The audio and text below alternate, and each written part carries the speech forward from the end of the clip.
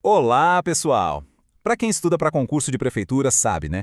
Tem uns temas que são figurinha carimbada na prova. E hoje a gente vai desvendar um deles. Mas antes da gente mergulhar de cabeça, um convite super rápido. Para não perder nenhuma dica e ter acesso a muito mais material legal como este aqui, segue a gente lá no Instagram, no @focado em prefeitura. E dá uma olhada nos nossos vídeos no YouTube, tá bom? É aquele complemento que faz toda a diferença nos estudos. Então, bora para o nosso tema de hoje, prisão preventiva.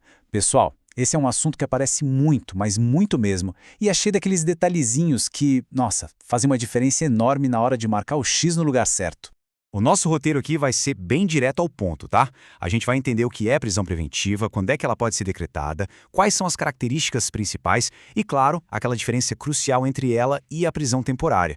E para fechar com chave de ouro, a gente vai testar tudo isso com questões de concurso de verdade. Prontos? Então, vamos lá. Então vamos começar pelo começo, né? O ponto mais fundamental de todos. Afinal de contas, o que é essa tal de prisão preventiva? Entender bem esse conceito é a base para a gente não escorregar lá na frente. Olha só, a prisão preventiva é o que a gente chama de medida processual de natureza cautelar. Calma, o que isso quer dizer na prática? Quer dizer que ela não é uma pena, não é uma punição que a pessoa já está cumprindo, sabe? Pensa nela como uma ferramenta, uma garantia para que o processo judicial possa acontecer direitinho, sem nenhum problema. E é sempre um juiz que decreta, e sempre antes de ter uma sentença final. E aqui, pessoal, muita atenção, porque este ponto é super importante, crucial mesmo. A prisão preventiva é sempre uma medida excepcional. A lei deixa isso bem claro, sabe? Ela só pode ser usada em último caso. Só quando nenhuma outra medida mais leve, mais branda, conseguir dar conta do recado. Ok, entendi. Se ela é tão excepcional assim, então, quando é que ela pode ser aplicada? Quais são as condições? É exatamente isso que a gente vai ver agora, os requisitos para a decretação da preventiva. Basicamente, a gente precisa de dois pilares, duas coisas fundamentais que têm esses nomes chiques em latim. O primeiro é o fumus comissi delicti. Traduzindo, é a fumaça da prática do delito. É aquela ideia de onde há fumaça fogo, sabe? Precisa ter prova de que o crime aconteceu e indícios de quem foi o autor. Já o segundo pilar é o periculum libertatis, ou perigo da liberdade. Aqui a gente está falando do risco real, concreto, que a liberdade daquela pessoa representa, seja para o andamento do processo ou para a sociedade mesmo. Beleza, agora vamos para uma dúvida clássica que sempre gera confusão e que inclusive mudou há pouco tempo. A pergunta é: o juiz pode chegar e, por conta própria, decretar a prisão preventiva de alguém? A resposta hoje é um grande e sonoro não, de jeito nenhum. Essa foi uma mudança super importante que veio com o pacote anticrime, lá em 2019. Hoje em dia, o juiz não pode mais agir de ofício, ou seja, por conta própria. Para ter uma prisão preventiva é sempre necessário que alguém peça. Quem? O Ministério Público, o querelante ou o delegado de polícia através de uma representação. Bom, agora que a gente já entendeu os requisitos, vamos aprofundar um pouquinho mais e ver como a preventiva funciona na prática. Vamos dar uma olhada nas suas principais características. Vamos lá, resumindo os pontos-chave aqui. Primeiro, e não custa repetir, é uma prisão cautelar, não é pena. Segundo, ela pode aparecer em qualquer fase, tanto no inquérito policial quanto já no processo judicial. Terceiro, o juiz só decreta se alguém pedir. Lembra? Ele não age sozinho. E por último, um detalhe que pega muita gente, ela não tem um prazo já definido, um prazo fixo. E essa história de não ter prazo fixo já puxa outra pergunta que, nossa, como cai em prova.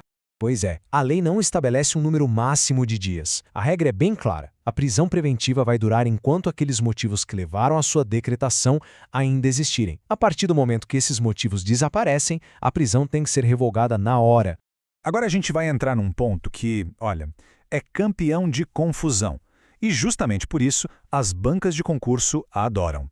A gente vai falar da diferença entre a prisão preventiva e a prisão temporária. Essa tabela aqui resume tudo de forma bem visual. Vamos lá, olha só as diferenças. Primeiro, quando elas cabem. A preventiva, como a gente viu, pode ser tanto no inquérito quanto no processo. Já a temporária, só durante o inquérito. Outro ponto, o rol de crimes. Para a preventiva, não existe uma lista específica de crimes.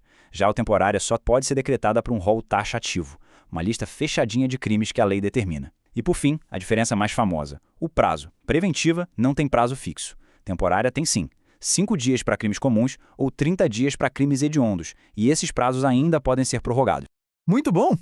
Com a teoria toda fresquinha na cabeça, chegou a melhor hora, a de colocar em prática. Vamos ver como isso tudo aparece em questões de concurso de verdade, para fixar bem o conteúdo. Olha essa primeira questão, da banca Admitec, super recente de 2024. A questão pedia para marcar a alternativa correta.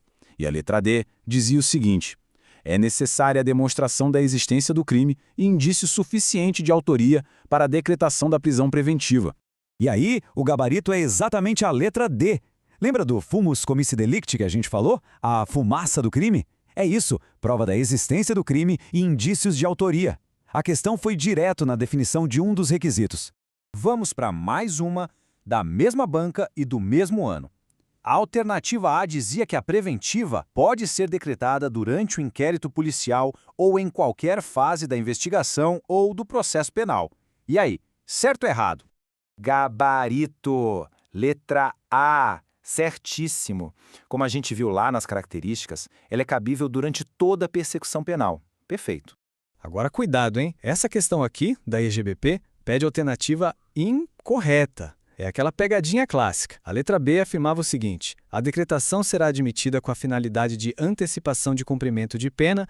E o gabarito, claro, só podia ser a letra B. Essa afirmação está totalmente errada. Esse é, talvez, o conceito mais importante para não se confundir. É para repetir como um mantra: prisão preventiva é medida cautelar. Ela nunca, em hipótese alguma, pode ser usada para antecipar a pena. Isso é fundamental. E com isso, pessoal, a gente fecha essa nossa análise sobre a prisão preventiva. Para continuar por dentro, com mais dicas e materiais, não esquecem, segue a gente lá no Instagram, @focado em prefeitura. Bons estudos e até a próxima!